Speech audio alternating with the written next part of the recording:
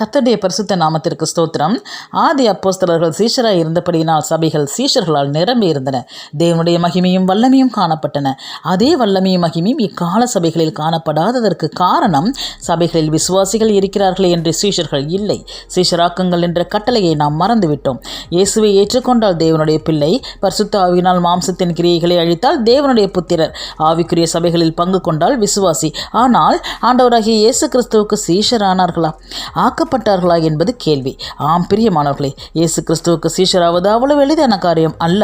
அக்காலத்தில் அநேகர் அவருக்கு சீஷராக விரும்பினர். அற்புத அடையாளங்களை கண்டு சீஷனாக விரும்பினவர்களும் உண்டு. இவ்வளவு நல்ல போதகரிடத்தில் சீஷனாக இருப்பதை பாக்கியம் என்று நினைத்து வந்தவர்களும் கூட உண்டு. ஆனால் இயேசுவோ சீஷர்களை தாமே தெரிந்து கொண்டார். கிறிஸ்துவுக்குள் மிகவும் பிரியமானவர்களே, உலக பிரகாரமான குருமார்கள் தங்கள் கொள்கைகளை விட்டு செல்வர். ஆனால் இயேசுவோ தம்மையே சீஷர்களுக்காக விட்டு சென்றார் என்பதை உணர்ந்து அவருக்கு மட்டுமே சீஷனாக இருக்க வாழ்த்துக்கள்.